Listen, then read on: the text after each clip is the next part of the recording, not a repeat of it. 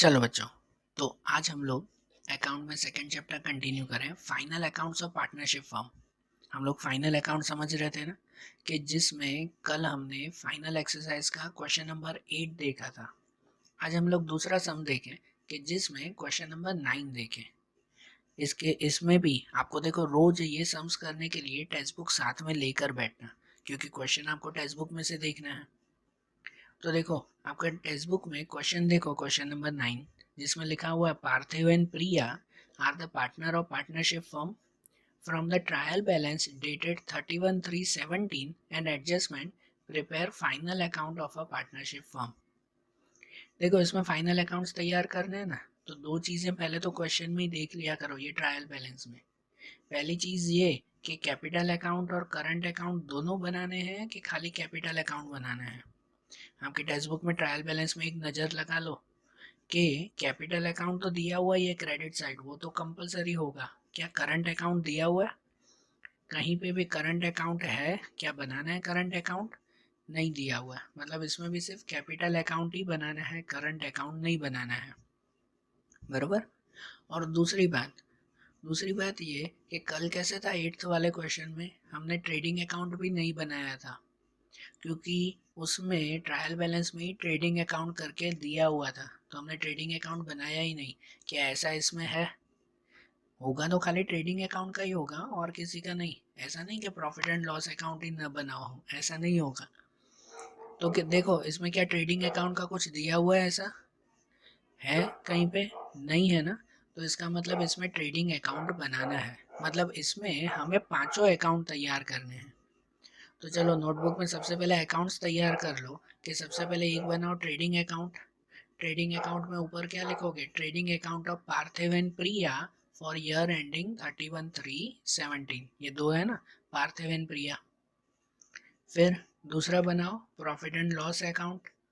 उसमें भी ऊपर पहले हेडिंग जरूर लगाना बेटा, फाइनल अकाउंट में ये जरूरी है। फिर नीचे ये वही पर्टिकुलर अमाउंट। तीसरा बनाओ profit and loss appropriation account. बराबर। उसके बाद बनेगा कैपिटल अकाउंट। कैपिटल अकाउंट में दो कॉलम बनेगी, वो दोनों लाइन किसकी? एक पार्थिव एक प्रिया। उसके बाद आखिरी बैलेंस शीट। ये पांचों कॉलम, ये पांचों जो है वो अकाउंट्स आपने तैयार कर लिए ना, बना लिए ना ये पांचों। अब सबसे पहले एडजस्टमेंट की एंट्रीज कर लें। पहले एडजस्टमेंट क्लियर कर लें जो भी दिए हुए हैं, फिर उनके बाद बाकी के जो है वो सीधी एंट्री करते जाएंगे। अब देखो, एडजस्टमेंट में सबसे पहली एडजस्टमेंट दी गई है कि provide 8% interest on capital and 12% interest on drawing.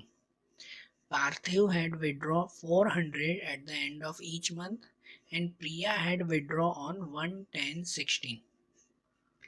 ये जो पहला एडजस्टमेंट है ना, वो किसके ऊपर है पता है? कैपिटल और ड्राइंग के ऊपर। Provide interest 8% on capital and 12% on drawing. कि हमें कैपिटल पे 8% इंटरेस्ट देना है और ड्राइंग पे 12% इंटरेस्ट देना है। बरोबर। एक एक करके देते हैं, पहले कैपिटल को देते हैं। तो कैपिटल ऊपर लिखा हुआ है ना, आपके ट्रायल बैलेंस में देखो, क्रेडिट बैलेंस में लिखा हुआ है ना कैपिटल अकाउंट पार्थिव और प्रिया का। देखो, जब एडजस्टमेंट करो, कल भी बताया था, ऊपर टिक करते जाना कि हाँ भाई ये हमने लिखते गए। तो कैपिटल अकाउंट पार्थिव और प्रिया, तो पहले तो ये कैपिटल अकाउंट कहाँ लिखते हैं? ये 5 में कहाँ लिखते हैं हम लोग? तो कैपिटल अकाउंट लिखते हैं कैपिटल अकाउंट में ही। ये कैपिटल अकाउंट का बाय बैलेंस, स्टार्टिंग का बैलेंस हुआ ना, तो आप जाओ कैपिटल अकाउंट में और उसके क्रेडिट साइड पे, कैपिटल अकाउंट का स्टार्टिंग बैलेंस हमेशा क्रेडिट साइड पे ही लिखेंगे। तो कैपिटल अकाउंट में जाओ और उसके क्रेडिट साइड पे लिखो बैलेंस BF, मतलब के ब्रॉड फॉरवर्ड। और उसमें पार्थिव और प्रिया की अमाउंट कितनी दी गई है? पार्थिव में 24,000, प्रिया में 16,000। ऐसे लिखेंगे ना। अगर हो ना, तो आप लोग जो है वो बुक में साथ में करते भी जाओ। बराबर, सुनते जाओ और बुक में करते जाओ तो जल्दी सॉल्व होगा इसमें। अब देखो, ये जो कैपिटल है ना, कि पार्थिव की 24,000, प्रिया की 16,000 कैपिटल यहाँ लिखी है हमने। अब इसके ऊपर इंटरेस्ट देना है, तो इसके ऊपर इंटरेस्ट कितना? 8% इंटरेस्ट हमें देना है, लिखा हुआ ना एडजस्टमेंट पे। तो इंटरेस्ट कहाँ लिखते हैं पता है? जहाँ कैपिटल लिखा ना, उसके नीचे ही इंटरेस्ट भी लिखते हैं, यहीं पे ही। उसका इंटरेस्ट यहीं पे ही लिखा जाएगा। जहाँ कैपिटल लिखा उसके नीचे ही उसका इंटरेस्ट भी। अगर अगर करंट अकाउंट बनाना होता ना तो उसका इंटरेस्ट फिर करंट अकाउंट में लिखते, लेकिन यहाँ करंट अकाउंट तो है नहीं, सब यहीं पे ही लिखेंगे, तो कैपिटल के नीचे ही उसका इंटरेस्ट भी लिखें।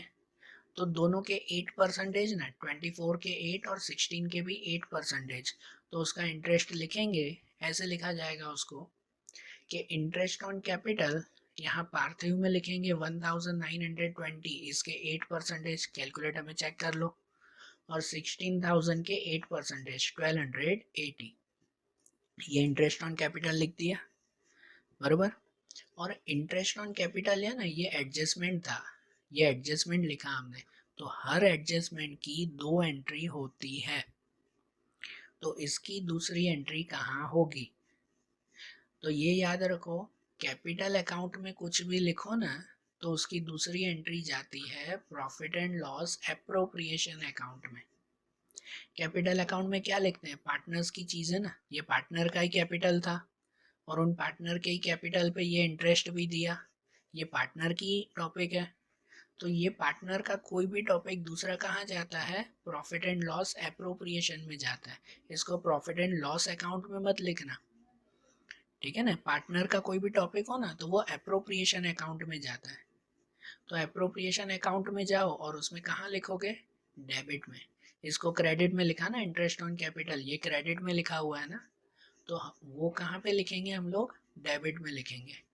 तो जाओ फिर एप्रोप्रिएशन के डेबिट में जाओ, profit and loss appropriation account, उसके डेबिट में जाओ, वहाँ लिखो इंटरेस्ट ऑन कैपिटल, और नीचे लिखो पार्थिव में 1920 प्लस प्रिया में 1280, तो बाहर लिखेंगे 3200, बराबर। ये ऐसे लिखा ना, पार्थिव और प्रिया दोनों ना, एप्रोप्रिएशन में वो 2 अकाउंट्स नहीं बनाते, उसमें वो खाली कैपिटल में ही बनाते हैं। इसमें जो 2 लिखना हो तो ऐसे दोनों लिखेंगे कि पार्थिव प्लस प्रिया दोनों का टोटल इंटरेस्ट 3200 हुआ। समझ में आई बात? अब पहले ही एडजस्टमेंट में दूसरी बात हुई है कि 12% इंटरेस्ट ड्राइंग पे देना है, ड्राइंग पे 12% इंटरेस्ट देना है, तो आपके ट्रायल बैलेंस में ड्राइंग भी तो लिखी हुई है ना, पार्थिव की 4800, प्रिया की 3200, है कि नहीं? तो ये अब ड्राइंग लिखेंगे, तो ड्राइंग कहाँ लिखते हैं? तो ड्राइंग भी कैपिटल अकाउंट में ही लिखते हैं। ये पार्टनर की चीज़ है ना, पार्टनर की कोई भी चीज़ लिखनी हो ना, बस ये 2 जगह पे, और कहीं नहीं जाते, एक प्रॉफिट एंड लॉस एप्रोप्रिएशन में और दूसरा कैपिटल में। पार्टनर की कोई भी चीज़ इन 2 जगह पे ही लिखते हैं हम लोग, बराबर। तो देखो ये जो ड्राइंग है 4800 और 3200, तो वो कैपिटल अकाउंट में पहले लिखेंगे, ड्राइंग डेबिट पे लिखते हैं। आपकी टेक्स्ट बुक में भी देखो वो डेबिट बैलेंस ही दिया हुआ है, मतलब हम लोग डेबिट पे ही लिखेंगे। तो जाओ कैपिटल अकाउंट के डेबिट में, आपके कैपिटल अकाउंट में क्रेडिट साइड ये लिखा हुआ था, तो डेबिट में पहले लिखो ड्राइंग्स, जो टेक्स्ट बुक में दी गई है ट्रायल बैलेंस में, कि ड्राइंग्स पार्थिव का 4800 और प्रिया का 3200। अब इस पर कितना इंटरेस्ट देना है? इसमें कितना इंटरेस्ट देना है? 12%। लेकिन बेटा एक चीज़ याद रखो, ड्राइंग पे इंटरेस्ट डायरेक्टली देते नहीं है। कैपिटल पे 8% इंटरेस्ट देना था ना, तो हमने सीधा इसके 8% गिन लिए। ड्राइंग पे ऐसा नहीं करते, ड्राइंग पे क्या करते हैं? तो ड्राइंग का इंटरेस्ट कैसे गिनते हैं वो आपने पहले चैप्टर में सीखा था, याद आ रहा है कुछ? कि पहले चैप्टर में ड्राइंग इंटरेस्ट की बातें आपने सीखी थी, कि उसमें हमने देखा था कि पहले चेक करते हैं कि पार्टनर विड्रॉ कब कर रहा है, कि at the beginning of every month, कि at the end of every month, वो चेक करते हैं कि नहीं? कि अगर at the beginning of every month हो तो उसे 78/12 उससे डिवाइड मल्टीप्लाई करते हैं, और अगर एट द एंड हो तो उसे 66/12 उससे मल्टीप्लाई करते हैं। अब कुछ याद आ रहा है फर्स्ट चैप्टर की टॉपिक? तो यहाँ पर भी जो ड्राइंग का इंटरेस्ट हमें देना है ना, वो डायरेक्ट नहीं देंगे, ऐसा मत करना इसके 12% आप निकाल के रख दो, वो गलत है। उसके लिए ही देखो आपकी टेक्स्ट बुक में देखो कि पहले एडजस्टमेंट में वो टॉपिक लिखा हुआ ही है कि Parthiv has withdrawn 400 at the end of each month and Priya had withdrawn on 110। तो पहले पार्थिव का गिन लो, एक गिने पहले कि Parthiv had withdrawn 400 at the end of each month. Parthiv कब विड्रॉ कर रहा है? एट द एंड, हर महीने के एंड में। तो मतलब क्या करते हैं, 66/12 लिखते हैं। और देखो ये पार्थिव का है ना, पूरे साल का ड्राइंग है, 4800 है, पूरे साल के 4800। तो एक महीने का उसका कितना हुआ, 4800 को डिवाइड बाय 12 करो, एक महीने का हुआ 400 रुपये। वही आपकी टेक्स्ट बुक में है ना, Parthiv had withdrawn 400 at the end of each month.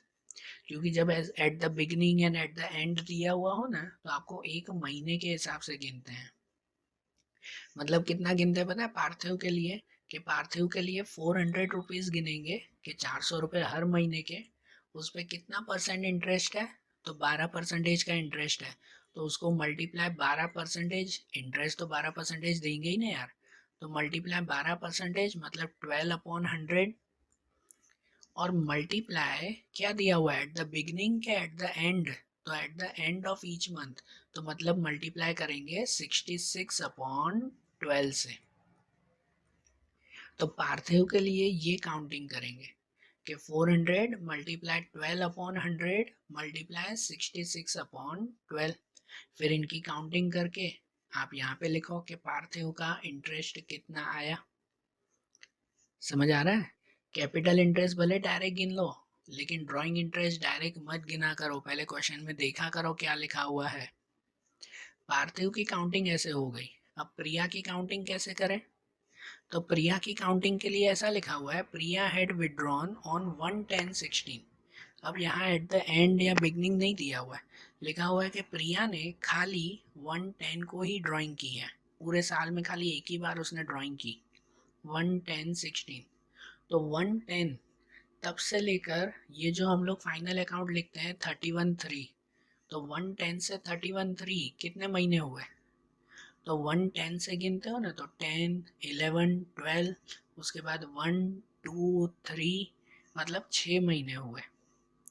तो प्रिया को हमें डायरेक्ट 12% ही इंटरेस्ट देना है, लेकिन 6 महीने का इंटरेस्ट देना है। समझे? ये प्रिया को तो 12% इंटरेस्ट देना ही है सीधा, लेकिन 6 महीने का। तो उसका इंटरेस्ट कैसे गिनेंगे, ये रफ में करना, मैं भले यहाँ लिख रहा हूँ कि मैं भले यहीं पे ही लिखूँ 3200, आप ऐसे डेबिट साइड पे या क्रेडिट साइड पे मत लिख देना। ये तो मैं रफ वर्क बता रहा हूँ कि 3200 के 12% गिनेंगे, 12% मतलब 12/100, और उसके 6 महीने के गिनने हैं। 6 महीने के मतलब मल्टीप्लाई 6/12। तो ऐसे उसको काउंट करो प्रिया के लिए, उसका इंटरेस्ट यहाँ पे लिखो। समझ आ रही है बात? पार्थिव और प्रिया का ड्राइंग इंटरेस्ट कैसे काउंट किया, समझ में आया ना? देखो ये ध्यान रखो बेटा, ये सम नहीं, आगे के सभी सम के लिए ये रूल्स हैं, इसलिए मैं ये एडजस्टमेंट इतना धीरे धीरे और डिटेल में समझा रहा हूँ कि सभी सम्स में ये रूल्स आएंगे। तो ड्राइंग इंटरेस्ट पता चल गया ना, पार्थिव की काउंटिंग ऐसे करेंगे और प्रिया की काउंटिंग ये, और इन दोनों का जो आंसर मिले ना वो यहाँ लिखेंगे ड्राइंग इंटरेस्ट। तो देखो अब मैं यहाँ पे लिखूँ प्रॉपरली, तो जो हमने ड्राइंग लिखी है उसके नीचे लिखेंगे ड्राइंग इंटरेस्ट।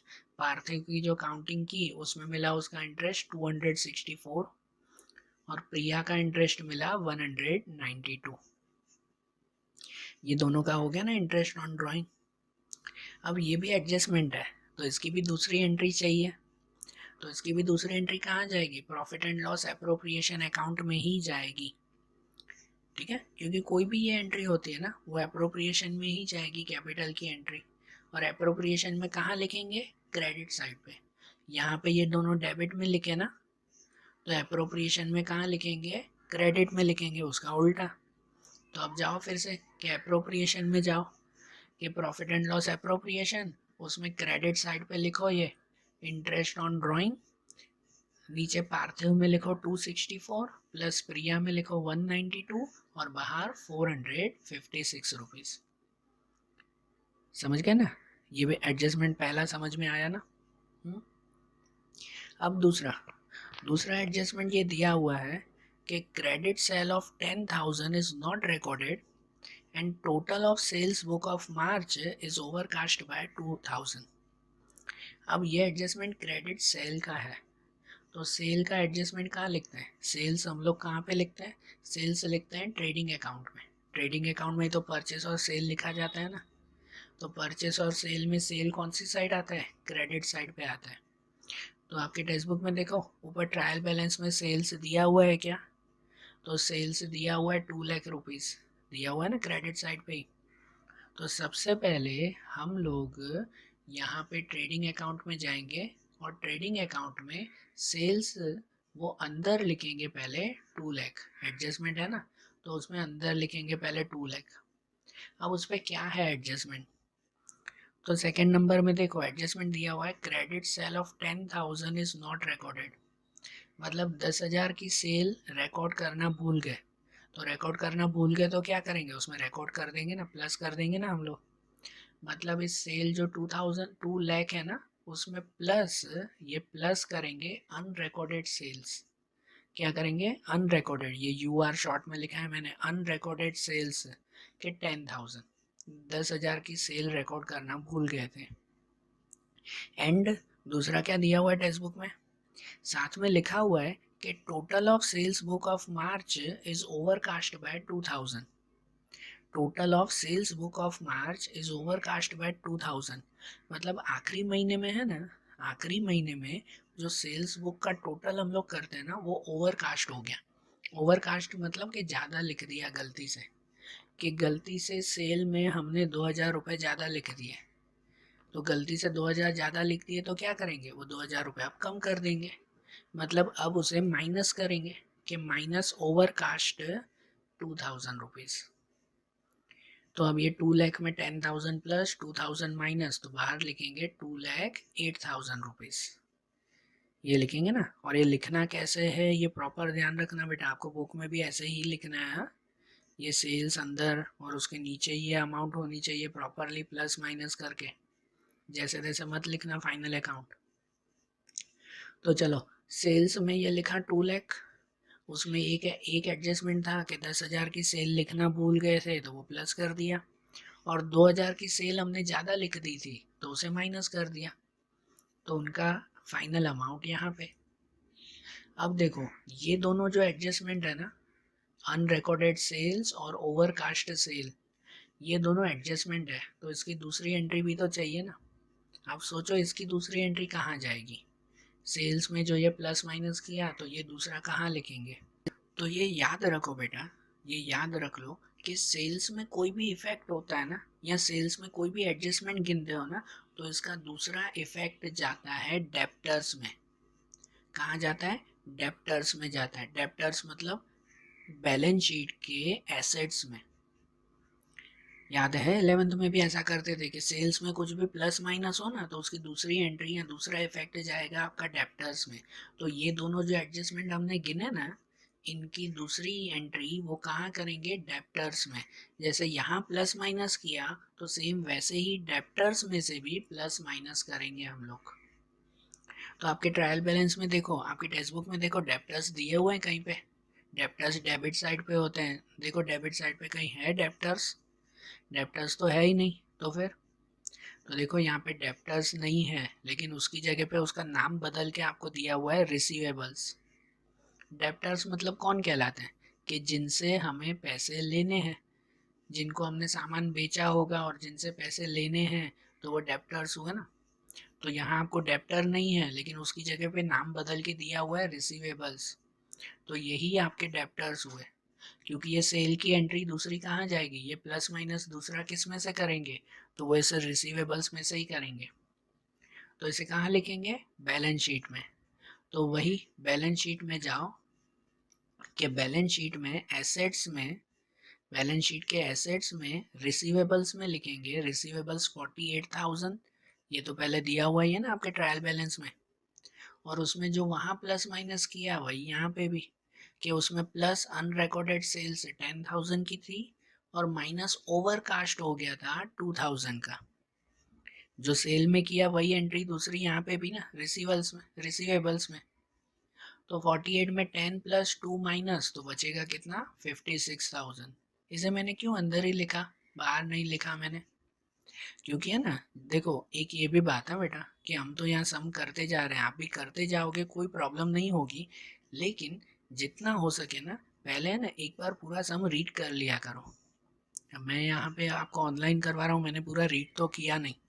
जितना हो सके कोई भी क्वेश्चन पहले रीड कर लिया करो। जैसे देखो हमने दूसरा एडजस्टमेंट देखा ना ये, अब ऐसे ही तीसरा जो एडजस्टमेंट है ना, वो तीसरा एडजस्टमेंट दिया हुआ है कि right of additional bad debt 2000 and provide 5% bad debt reserve on debtors.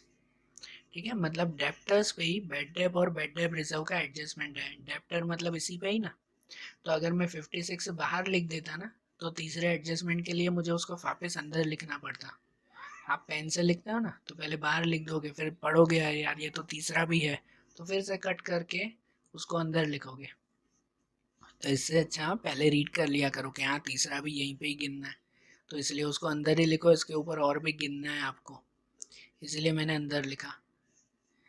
समझे? तो देखो ये तो बात थी दूसरे एडजस्टमेंट की कि रिसीवेबल्स मतलब डेप्टर्स के ऊपर ये दूसरा एडजस्टमेंट यहाँ पे प्लस माइनस किया।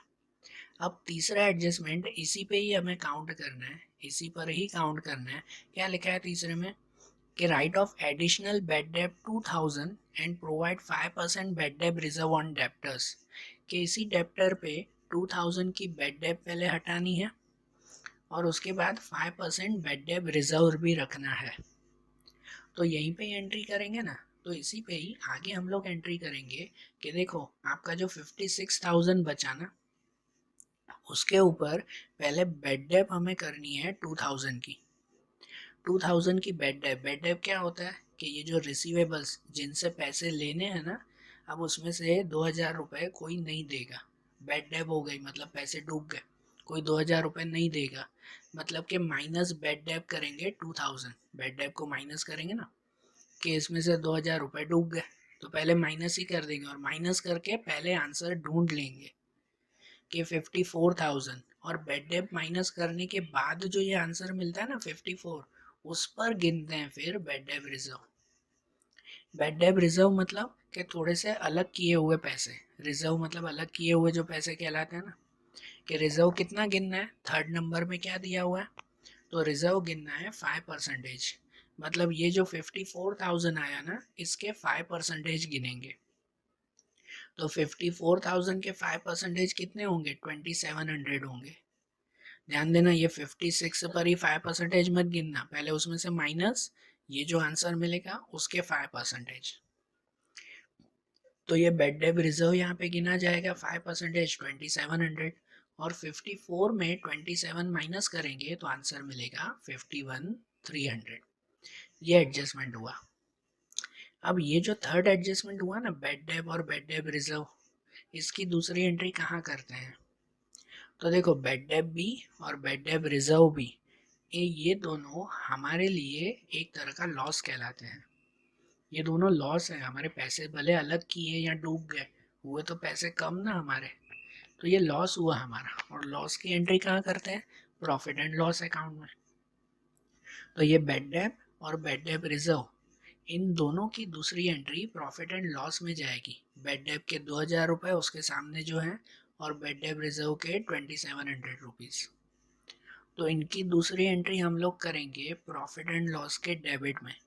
तो प्रॉफिट एंड लॉस में जाओ और प्रॉफिट एंड लॉस के डेबिट में लिखो bad debt 2000 and bad debt reserve 2700। ये दोनों एंट्री हुई ना, समझ आया ना, ये भी एडजस्टमेंट। अब उसके बाद फोर्थ एडजस्टमेंट, फोर्थ एडजस्टमेंट में ऐसा दिया हुआ है कि furniture of 4000 become obsolete which is not recorded in the book, कि 4000 का फर्नीचर ऑब्सोलेट, ऑब्सोलेट मतलब ख़राब हो गया, अब यूज़ करने लायक नहीं है, ठीक है ना, बंगार हो गया वो, which is not recorded in the books, जो बुक में हमने लिखा नहीं है, मतलब वो अभी लिखना है कि जो फर्नीचर है ना, आपके ट्रायल बैलेंस में देखो फर्नीचर दिया हुआ है, हाँ दिया हुआ है डेबिट साइड पे, फर्नीचर फिटिंग 10,000 की है ना, 10,000 की। तो ये फर्नीचर में से 4,000 का फर्नीचर खराब हो गया, तो उसको क्या करेंगे, उसमें से माइनस करेंगे ना। और ये फर्नीचर कहाँ लिखेंगे, फर्नीचर कहाँ लिखते हैं, तो फर्नीचर लिखते हैं बैलेंस शीट में, बैलेंस शीट में एसेट्स में। तो हम लोग बैलेंस शीट में जाएं फिर से, और उसके एसेट्स में ये रिसीवेबल की पूरी एंट्री की थी ना, उसके नीचे कि फर्नीचर फिटिंग लिखेंगे 10,000, मैंने शॉर्ट में लिखा है फर्नीचर फिटिंग 10,000, उसमें से माइनस लॉस, एब्सोलेट हो गया मतलब कि अब गया ना वो, तो वो लॉस लिखेंगे 4,000 का। तो अब फर्नीचर कितना बनेगा, 6,000 का फर्नीचर बचा अब, ठीक है। और ये जो लॉस हुआ ना 4,000 का, इसकी दूसरी एंट्री चाहिए ना, ये एडजस्टमेंट है तो इस एडजस्टमेंट की दूसरी एंट्री, तो ये लॉस की दूसरी एंट्री कहाँ करेंगे, इसकी भी दूसरी एंट्री जाएगी प्रॉफिट एंड लॉस अकाउंट में ही, लॉस है ना। तो फिर से प्रॉफिट एंड लॉस अकाउंट में जाओ और उसमें डेबिट साइड पे जो बैड डेब लिखा उसके नीचे ही लिखेंगे लॉस ऑन फर्नीचर, कि लॉस ऑन फर्नीचर 4,000 रुपीज़, ठीक है ना। प्रॉफिट एंड लॉस के डेबिट में ही वो लॉस लिखा, लॉस ऑन फर्नीचर 4,000, हुआ ना ये भी। अब उसके बाद नंबर 5, कि नंबर 5 में ऐसा दिया हुआ है, a court has finalise claim of 4,000 for not meeting agreement to provide goods to customer. ये क्या है पता है, कि कोर्ट ने हमें क्लेम दिया है 4,000 का, मतलब कोर्ट ने हमें पनिशमेंट दिया है 4,000 रुपये चुकाने की, किसको, for not meeting agreement to provide goods to a customer. मतलब हमने कोई कस्टमर को है ना एग्रीमेंट किया था, कोई एग्रीमेंट किया था कि हम आपको इतना सामान देंगे और हमने उसको सामान नहीं दिया। मैंने कोई कस्टमर को एग्रीमेंट किया कि भाई मैं तुम्हें इतना सामान दूंगा और मैंने नहीं दिया, कोई भी रीज़न से मैंने नहीं दिया उसको सामान, तो उसने जाके कोर्ट में केस कर दिया कि भाई इसने मुझे सामान नहीं दिया है, तो कोर्ट ने हमें पनिशमेंट दी है 4,000 रुपये चुकाने की, बराबर ना। तो ये एक तरह का हमारा फिर से खर्चा हो गया ना, कि हमने कस्टमर को बात नहीं मानी तो कस्टमर ने कोर्ट में केस कर दिया और कोर्ट ने हमें पनिशमेंट दे दी है 4,000 चुकाने की, ये कोर्ट क्लेम हुआ 4,000 का। तो ये जो क्लेम हुआ ना, ये क्लेम ऊपर ट्रायल बैलेंस में नहीं लिखा होगा, है ट्रायल बैलेंस में कहीं लिखा हुआ कोर्ट क्लेम या कुछ नहीं ना, ये हमें डायरेक्ट इसमें एंट्री करनी है कि 4,000 हमारे गए, तो गए मतलब ये क्या है, ये भी तो एक तरह का हमारा लॉस ही है ना। तो एक एंट्री तो होगी हमारी लॉस में, यहीं प्रॉफिट एंड लॉस अकाउंट में जो लॉस ऑन फर्नीचर लिखा है उसके नीचे ही लिखेंगे कोर्ट क्लेम, ठीक है ना। लॉस ऑन फर्नीचर के नीचे ही कोर्ट क्लेम लिखेंगे कि कोर्ट क्लेम हुआ 4,000 का, ठीक है। 4,000 गए ना, और ये एडजस्टमेंट है तो इसकी दूसरी एंट्री कहाँ, ये जो 4,000 गए हमारे इसकी दूसरी एंट्री कहाँ, तो इसकी दूसरी एंट्री आएगी बैलेंस शीट में। बैलेंस शीट में लिखेंगे लायबिलिटी में कि ये हमारी लायबिलिटी है, गए मतलब अभी समझो दिए नहीं है, लेकिन ये 4,000 हमें कोर्ट में देने हैं, बराबर ना। कोर्ट के कहने के हिसाब से हमें ये 4,000 देने हैं, तो ये हमारी लायबिलिटी हुई। तो एक तो नुकसान में लिखा, प्रॉफिट एंड लॉस के डेबिट में लिखा हमने कोर्ट क्लेम, और दूसरा कहाँ लिखेंगे, दूसरा लिखेंगे लायबिलिटी में। मतलब दूसरा हम लोग बैलेंस शीट में जाएंगे और बैलेंस शीट में लायबिलिटी में ऊपर पहले 5-6 लाइन छोड़ देते हैं, फिर नीचे लिखते हैं कोर्ट क्लेम 4,000 रुपीज़। हर अकाउंट में ध्यान दिया करो, ऊपर एक एक दो दो लाइन तो छोड़ ही दिया करो, भले ज़रूर है या नहीं, और यहाँ लायबिलिटी में ऊपर 5-6 लाइन छोड़ दिया करो। तो यहाँ लायबिलिटी में लिखा ना कोर्ट क्लेम 4,000 रुपीज़, हो गया ना। ये फिफ्थ एडजस्टमेंट भी 2 एंट्री हो गई ना। अब नंबर 6 है, नंबर 6 में ऐसा लिखा हुआ है कि outstanding wages of 2,000 is recorded to wages account but outstanding wages account is not recorded in trial balance. अब यहाँ क्या है कि outstanding wages 2,000 recorded to wages account, मतलब है ना कुछ वेजेस हमें चुकाना बाकी थे जो वेजेस में लिख दिए, रिकॉर्डेड टू वेजेस अकाउंट। आपके ट्रायल बैलेंस में वेजेस अकाउंट है ना, वेजेस सैलरी दिया हुआ है ना 10,000, उसमें 2,000 रुपये ऐड कर ही दिए हैं, but outstanding wages account is not recorded in trial balance, लेकिन वो ट्रायल बैलेंस में लिखना भूल गए। तो इसका मतलब है ना इसकी कोई एंट्री होगी नहीं। क्यों नहीं होगी पता है, क्योंकि देखो आपका वेजेस चुकाना बाकी है, यहाँ समझना, आप सुनना ध्यान से, कि वेजेस आपका चुकाना बाकी है, तो वेजेस देना बाकी हो तो आप लोग क्या करते हो, वेजेस में प्लस करते हो ना, वेजेस में प्लस कर देते हो ना। तो वेजेस में जब प्लस किया हुआ होता है ना, तो वो यहाँ लिखा हुआ है कि is recorded to wages account, मतलब वेजेस में तो प्लस कर ही दिया, बस उसे यहाँ मेंशन करना भूल गए। तो वेजेस में प्लस कर दिया मतलब एंट्री हो गई ना, तो उसके बाद तो यहाँ ऊपर मेंशन करो कि ना करो एक ही बात है, समझे? ये खाली कंफ्यूज करने के लिए ये एडजस्टमेंट दिया हुआ है कि 2000 रुपीज़ जो है वो वेजेस में ऐड करने थे, जो कर दिए, जो ऑलरेडी कर दिए, मतलब एंट्री हो गई, बात खत्म। तो उसके बाद उसको ट्रायल बैलेंस में लिखना जो भूल गए थे आउटस्टैंडिंग वेजेस, तो वो तो भले न लिखो तो भी ठीक है, बराबर ना? तो इसकी एंट्री अगर आप नहीं भी करो ना तो भी ठीक है। ये सिर्फ आपको कंफ्यूज करने के लिए दिया हुआ है। तो यहाँ आपके ये 5 ही एडजस्टमेंट हुआ है, बाकी सब कंप्लीट। अब आपके एडजस्टमेंट कंप्लीट हो गए, अब आप लोग बाकी की एंट्री करते जाओगे, ठीक है ना? बाकी की एंट्रीज मतलब अब जो ट्रायल बैलेंस में दिया हुआ उसकी सीधी सीधी एंट्री करते जाएंगे, क्या क्या बचा वो लिखते जाओ। कि जैसे देखो आप डेबिट साइड से शुरू करो, ड्राइंग तो कर दिया ना, जो हो गया उसमें टिक करते जाते हैं पहले से ही। फिर नेट कॉस्ट ऑफ परचेस, तो नेट कॉस्ट ऑफ परचेस पहले समझो नेट कॉस्ट मतलब क्या। देखो स्टार करके नीचे लिखा भी हुआ है कि net cost of purchase means adjusted purchase, मतलब जिस परचेज में से परचेज रिटर्न, परचेज के एक्सपेंसेस, ये सब पहले ही सब एडजस्ट करके दिया हुआ है नेट परचेज। तो वो भले कुछ भी दिया हुआ, हमें तो सीधी एंट्री करनी है ना, ये कोई एडजस्टमेंट नहीं है।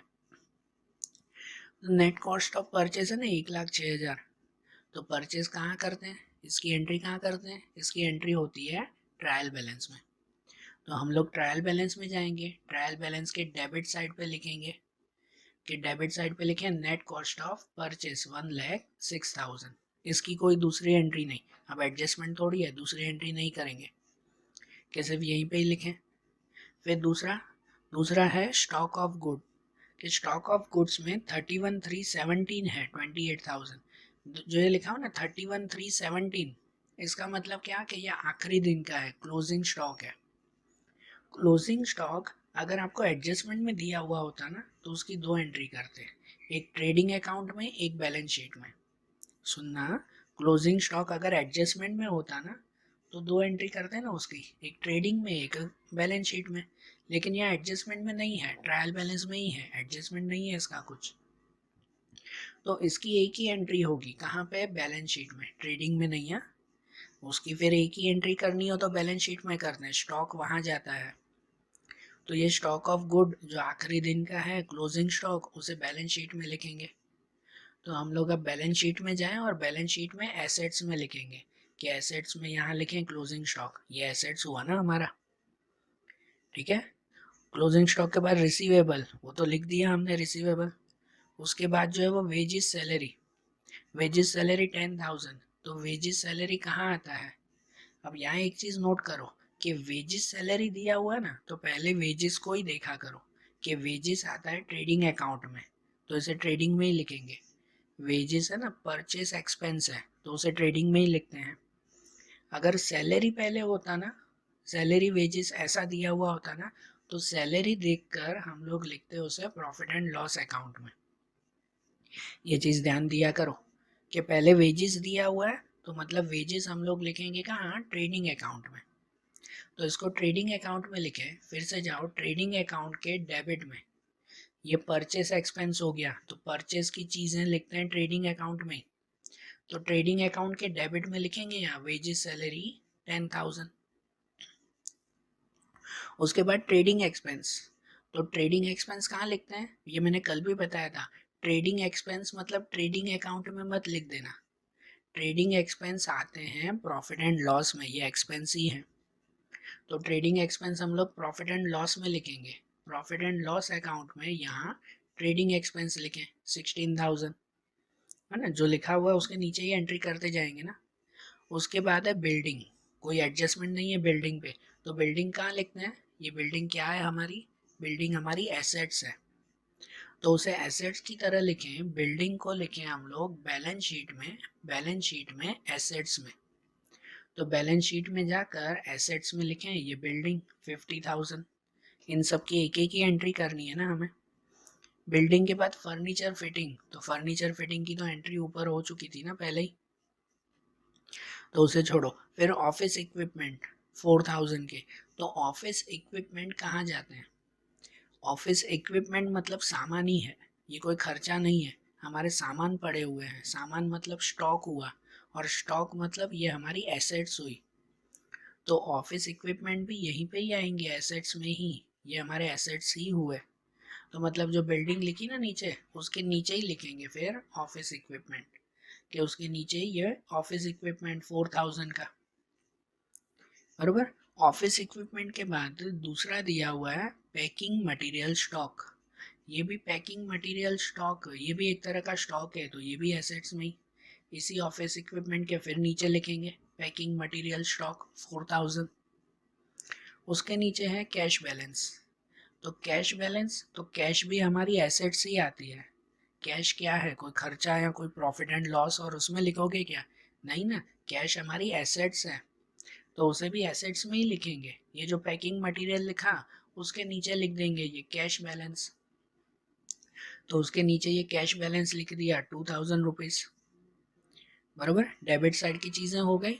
आप क्रेडिट पे जाते हैं, क्रेडिट में कैपिटल लिख दिया ना पहले, सेल्स भी लिख दिया ना पहले। अब पेबल्स, तो पेबल्स मतलब क्या, पेबल्स मतलब जिनको हमें चुकाने बाकी हैं, जिनको पैसे देने हैं। तो पेबल्स है ना हमारी लायबिलिटी है, तो पेबल्स को कहाँ लिखेंगे, लायबिलिटी में, यही बैलेंस शीट के लायबिलिटी में लिखेंगे। तो यही बैलेंस शीट में लायबिलिटी साइड पे ये कोड क्लेम के नीचे लिखो पेबल्स 30,000 रुपीज़, हमें पैसे देने हैं, दे नहीं दिए। अगर दे दिए होते ना तो लॉस हो जाता, वो प्रॉफिट एंड लॉस में लिखते, लेकिन ये पैसे देने हैं हमें, तो ये 30,000 यहाँ लिखेंगे लायबिलिटी में। फिर goods distribute at sample, goods distribute as sample, कि हमने कहीं सैंपल में सामान दिया। अब यहाँ देखो बेटा, यहाँ शायद यहाँ तो टेक्स्ट बुक में मिस्टेक है, या तो फिर कि यहाँ पर कोई जो है वो वर्ड गलत लिखा हुआ है। Generally goods distribute as sample, कि हमने अगर किसी को सैंपल में सामान दिया है, कैसे सैंपल में फ्री में सामान देते हैं ना, तो वो जनरली हमारा क्या कहलाता है पता है, एक्सपेंस कहलाता है। और एक्सपेंस हमेशा कहाँ लिखते हैं, एक्सपेंस हमेशा डेबिट साइड पे लिखते हैं। लेकिन ये आपको टेक्स्ट बुक में कहाँ दिया हुआ है, ये दिया हुआ है क्रेडिट साइड पे, है कि नहीं। डिस्ट्रीब्यूट एज सैंपल ये 2000 क्रेडिट में दिया हुआ है ना, क्रेडिट में मतलब ये एक तरह की इनकम हुई। तो किसी को सैंपल में अगर आप दे रहे हो तो इनकम कैसे हो सकती है, तो या तो इन्होंने लिखने की मिस्टेक की है, कि मे भी ऐसा हो सकता है कि भाई उससे जो इनकम हुई वो लिखनी थी, या तो ऐसे होता कि goods receive as a sample, distribute नहीं, goods receive as a sample होता है ना, किसी ने हमें सामान दिया फ्री में, तो वो हमें इनकम में लिखते हैं। लेकिन ठीक है कोई बात नहीं, यहाँ क्रेडिट में जो दिया हुआ है तो हम लोग क्रेडिट में ही उसे लिखेंगे, उसे डेबिट में मत लिखना, बराबर। तो अब ये क्रेडिट में कहाँ लिखेंगे, तो गुड्स डिस्ट्रीब्यूट एज सैंपल, कोई भी गुड्स की चीज़ें हैं तो वो हम लोग ट्रेडिंग अकाउंट में लिखते हैं। कोई भी गुड्स की चीज़ें, परचेज सेल या गुड्स, वो ट्रेडिंग में ही जाता है ना, तो इसे भी ट्रेडिंग अकाउंट के क्रेडिट में लिखेंगे, ट्रेडिंग अकाउंट और उसके क्रेडिट साइड पे लिखेंगे, क्योंकि टेक्स्ट बुक में भी क्रेडिट ही दिया हुआ है, तो क्रेडिट साइड पे 2000, बराबर। और उसके बाद है बैंक ओवरड्राफ्ट। बैंक ओवरड्राफ्ट कहाँ लिखते हैं, तो बैंक ओवरड्राफ्ट वो हमारी लायबिलिटी है, लायबिलिटी है ना, बैंक ओवरड्राफ्ट लायबिलिटी हुई, और लायबिलिटी कहाँ लिखते हैं, वो हमेशा लिखते हैं बैलेंस शीट के लायबिलिटी साइड। तो बैलेंस शीट में जाते हैं और बैलेंस शीट के लायबिलिटी पे जाएं, बैंक ओवरड्राफ्ट 14,000, बराबर। ये हो गया ना बैंक ओवरड्राफ्ट भी। अब सब एंट्रीज हो गई ना, कोई बाकी नहीं, एडजस्टमेंट भी हो गई, सब एंट्रीज भी हो गई। अब आखिरी में क्या करना है, क्लोज करना है। अब एक एक करके सब अकाउंट क्लोज करेंगे। सबसे पहले क्या क्लोज करें, तो सबसे पहले ट्रेडिंग अकाउंट, मैंने यहाँ पे डायरेक्ट क्लोज किया है। अब आप ध्यान दो, ट्रेडिंग अकाउंट में सबसे पहले कौन सी साइड ज़्यादा है, तो इस तरफ ज़्यादा है 2 लाख, तो पहले इसका टोटल करेंगे। तो इनका टोटल आएगा, यहाँ लिख देंगे 2,10,000, ये 2,10,000 यहाँ लिखा ना, वही का वही यहाँ लिख देंगे 2,10,000, जो यहाँ लिखा वही यहाँ पे लिख दिया 2,10,000। और इस 2,10,000 में से ये दोनों माइनस करेंगे, ऊपर जो आपको दिए हुए हैं वो दोनों माइनस। तो 2,10,000 में से ये दोनों माइनस करें तो बचे कितने, 94,000 बचा यहाँ पे, और ये जो 94,000 बचा ना यहाँ डेबिट में, ये हमारा क्या कहलाता है, ग्रॉस प्रॉफिट। देखो क्रेडिट का टोटल ज़्यादा था, मतलब कि हमारी इनकम ज़्यादा थी, इनकम ज़्यादा थी तो इसका मतलब यहाँ पे हमारा प्रॉफिट बचा। डेबिट साइड पे अमाउंट बचती है तो वो प्रॉफिट में लिखेंगे। तो 94,000 ये ग्रॉस प्रॉफिट बचा। कि अब ये जो ग्रॉस प्रॉफिट उसे आगे कहाँ ले जाएंगे, उसको नेक्स्ट ले जाएंगे प्रॉफिट एंड लॉस अकाउंट में। कि यहाँ डेबिट में है ना, ये डेबिट साइड लिखा हुआ है ना, तो प्रॉफिट एंड लॉस के क्रेडिट में लिखेंगे। तो ये 94,000 आगे ले जाएं कि प्रॉफिट एंड लॉस के क्रेडिट में लिखें। क्रेडिट में जो ऊपर लाइन छोड़ी हो, या यहाँ पे तो कुछ आया ही नहीं, तो ये अकेला ही लिखेंगे हम लोग ग्रॉस प्रॉफिट 94,000। अब ये 94,000, तो इसमें टोटल देखेंगे तो इसलिए 94 ही ज़्यादा है, तो 94,000 का टोटल करेंगे। यहाँ पे तो यही आएगा ना 94 ही, तो यहाँ पे भी वही पहले लिख देंगे 94, और इस 94 में से आपकी जो जो अमाउंट होगी ना वो सभी अमाउंट माइनस करेंगे। ये 94 में से ऊपर ये सब माइनस करेंगे, तो क्या बचेगा 65,300। क्या कहेंगे 65,300। ये 65,300 वो हमारा क्या मिला, नेट प्रॉफिट मिला है ना। 65,300 ये हमारा नेट प्रॉफिट मिला है। अब ये जो नेट प्रॉफिट मिला इसे कहाँ ले जाएंगे, इसे ले जाएंगे आगे profit and loss appropriation account में, बराबर। उसमें भी कि यहाँ ये डेबिट साइड पे लिखा ना, तो प्रॉफिट एंड लॉस एप्रोप्रिएशन के क्रेडिट में लिखेंगे।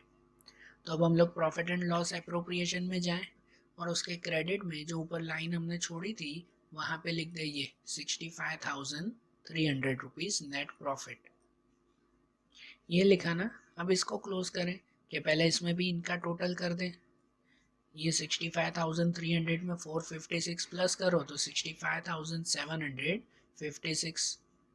यहाँ जो लिखा तो यहाँ पे भी वही लिखेंगे, और इसमें से ये अमाउंट माइनस करेंगे, एक ही अमाउंट है, ये अमाउंट माइनस करो तो यहाँ ये बचेगा 62,556। ये जो बचा ना ये क्या है, तो ये हमारा है डिविजिबल प्रॉफिट। ये क्या है हमारा, डिविजिबल प्रॉफिट है, बराबर। अब डिविजिबल प्रॉफिट है तो नाम ही है डिविजिबल प्रॉफिट, मतलब दोनों पार्टनर को डिवाइड कर देंगे, दोनों पार्टनर को बांट देंगे ये प्रॉफिट। तो कैसे बांटेंगे, कौन से रेशियो में, तो फिर से एक बार क्वेश्चन चेक कर लिया करो। क्वेश्चन में ऊपर चेक कर लिया करो कोई रेशियो दिया हुआ है क्या। जैसे कल का क्वेश्चन था ना उसमें 3:2 में बांटना था, इसमें कुछ है नहीं। ऊपर क्वेश्चन 9 में भी कुछ दिया नहीं हुआ है। अगर कुछ भी नहीं दिया हुआ है ना तो इसका मतलब उसको इक्वली बांट देंगे, दोनों पार्टनर को इक्वल इक्वल। तो डिविजिबल प्रॉफिट में ये 62,556 ये प्रॉफिट बचा ना, ये प्रॉफिट ये पार्थिव और प्रिया को इक्वली बांट देंगे, 31,278 एंड 31,278। समझे, ये अप्रोप्रिएशन अकाउंट भी क्लोज हो गया ना। अब ये जो डिविजिबल प्रॉफिट आया, इस डिविजिबल प्रॉफिट को आगे ले जाएंगे कहाँ पर, कैपिटल अकाउंट में। उसमें भी कि यहाँ ये डेबिट में लिखा हुआ है तो हम लोग कैपिटल के क्रेडिट में ले जाएंगे। तो हम लोग कैपिटल अकाउंट के क्रेडिट में लिखें, कैपिटल अकाउंट के क्रेडिट में लिखते हैं डिविजिबल प्रॉफिट, और पार्थिव और प्रिया में एक एक करके ये अमाउंट लिख दें। अब ये जो अमाउंट मिल गई तो अब इसको भी क्लोज करेंगे। कैपिटल में तो हमेशा क्रेडिट साइड का ही टोटल ज़्यादा होता है, तो इसको क्लोज कर दें एक एक करके। पहले पार्थिव को क्लोज करें, तो पार्थिव में इन तीनों का टोटल ये आएगा 57,198। यहाँ जो टोटल मिले वही टोटल यहाँ पे भी लिखा करो 57,198, और इसमें से ये दोनों माइनस करेंगे, जो ऊपर दो अमाउंट है उसको माइनस करेंगे, इन दोनों का माइनस तो बचेगा ये अमाउंट। ये 57 में से ये ऊपर दोनों माइनस करो तो ये अमाउंट बचेगा ना। ये अमाउंट को हम लोग लिखेंगे बैलेंस कैरी फॉरवर्ड, भाई ये अमाउंट आगे ले जाना है हमें बैलेंस शीट में। ये पार्थिव को क्लोज किया, अब ऐसे ही प्रिया को, तो प्रिया में पहले ये टोटल करेंगे, इस साइड का टोटल ये आएगा। अब ये जो टोटल मिला वही यहाँ पे भी लिख देंगे, पहले नीचे पहले लिख ही देते हैं क्योंकि दोनों में सेम ही आना चाहिए। अब इसमें से ये ऊपर का दोनों अमाउंट माइनस करेंगे। 48 में से ये दोनों माइनस करो तो बचेगा ये 45,166। अब ये दोनों जो बचा ना, तो ये दोनों बैलेंस कैरी फॉरवर्ड हुआ। ये दोनों के आखिरी का बैलेंस बचा पार्थिव और प्रिया का। और ये बैलेंस कहाँ ले जाएंगे? ये बैलेंस ले जाएंगे बैलेंस शीट में। तो इसे बैलेंस शीट में लेके जाएं, जो ऊपर स्पेस छोड़ी थी ना 4-5 लाइन, तो उसमें यहाँ पे लिखेंगे ये कैपिटल अकाउंट, जिसमें पार्थिव के इतने बचे 52,134 और प्रिया के इतने बचे 45,166। दोनों का टोटल ये 97,300। और फाइनली इनका टोटल कर देंगे, तो इसका टोटल ये आया 1,45,300। और इस साइड का भी टोटल कर देंगे, तो इस साइड का टोटल भी आया 1,45,300। ये जो दोनों टोटल आपके इक्वल बैठ गए, मतलब आपका सम करेक्ट, बराबर ना? ये आपका सम करेक्ट हुआ। ठीक है, सम आया ना समझ में? तो आज जैसे ही हमने सम देखा ना इसका फाइनल अकाउंट का, वैसे ही इसके दूसरे सम्स हम लोग आगे के वीडियोस में देखेंगे। Okay, thank you.